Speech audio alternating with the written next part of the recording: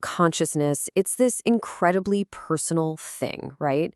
It's our own private inner world of thoughts and feelings. It's what makes us us.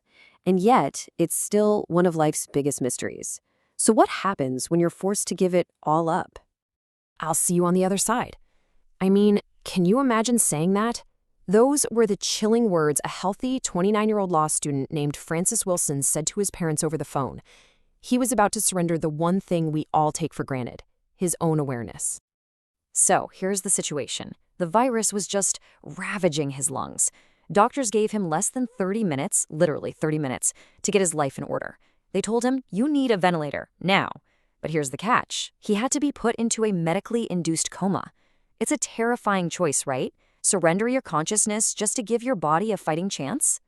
Francis's journey to the very edge of awareness and back, well, it forces us to stop and ask a pretty deep question. What is this thing we call consciousness? This precious awareness he had to give up just to stay alive. Okay, so let's break it down. At its core, consciousness really has two main ingredients. First, you've got awareness. That's that subjective feeling inside your head. The experience of seeing the color red or hearing a song. And then there's arousal. That's the physiological part, the state of being engaged with the world. You gotta have both to be truly conscious.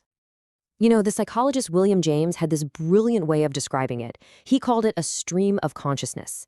And it's a perfect metaphor, isn't it? Because it's not some static on or off thing. It's this continuous, flowing river of thoughts, feelings, and sensations, always moving, always changing. And that's the thing. Consciousness isn't just an on or off switch. It's really more like a spectrum, a whole range of levels.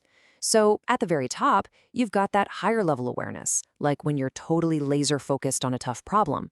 Then you've got lower level awareness for things you do on autopilot, like typing without even thinking about it. And it keeps going down, through altered states, into the subconscious world of our dreams, and all the way to no awareness, which is exactly where Francis was in his coma. Now, Francis's journey into unconsciousness, that was extreme. But here's the thing. We all take a very similar journey, just in a much more familiar way. We willingly let go of our consciousness every single night. Seriously, just think about that for a second. His experience was a nightmare, but we voluntarily do something similar every night when we go to sleep. Sleep is basically a reversible loss of consciousness. For him, it was a terrifying necessity. For us, it's just a nightly ritual we barely even notice. So, as we drift off, we actually go through these different stages. We start in stage N1, that super light, drowsy sleep, where you sometimes get that weird feeling like you're falling. Then we sink into N2, where our brain fires off these little bursts of activity called sleep spindles.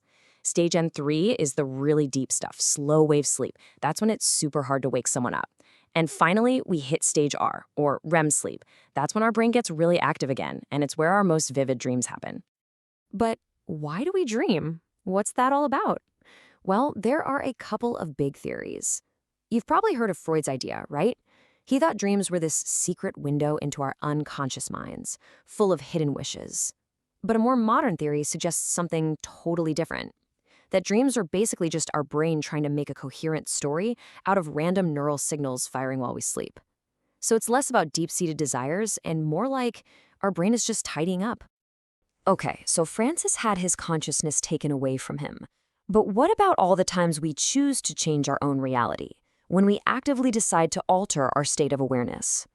And we do this constantly, from that first cup of coffee in the morning that wakes you up to maybe a glass of wine to unwind at night, or even through practices like deep meditation. Humans have always looked for ways to shift their perception.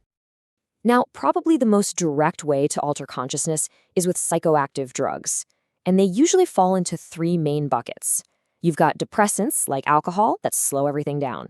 Then you have stimulants, like caffeine, that kick your central nervous system into high gear. And finally, there are hallucinogens, which can totally change how you perceive the world around you. But, there's a whole other path that doesn't involve any substances at all, and that's meditation. It's all about finding this peaceful state of mind, and it's not about emptying your head of thoughts. That's a common misconception. It's more about noticing your thoughts, but not letting them completely take over.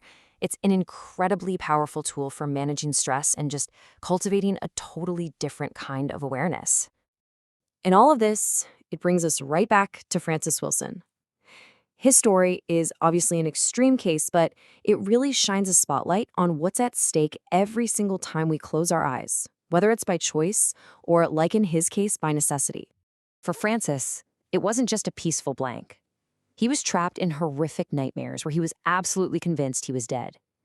His condition got worse and worse, and doctors actually told his family to prepare for the end. But then, something shifted. Miraculously, his lungs started to heal, and after 9 terrifying days, he woke up. And you know the very first thing he did? He sent a text to his parents. Just 3 simple words, but they carried the weight of his entire journey back from the absolute brink. "I'm alive, Mom and Dad." You see, Francis's story isn't just about surviving a deadly virus. It's this incredibly powerful reminder of what our consciousness actually means. His fight to get back to being aware, it just shows us how unbelievably precious that stream of thoughts and feelings we all experience every single day really is. It's the simple fact of just being here, being aware, seeing the world, feeling things, thinking your own thoughts. It's what lets us connect with each other, dream about the future, and have this rich, private world all to ourselves. So I'll leave you with this to think about as you go on with your day. What is it that makes your awareness precious?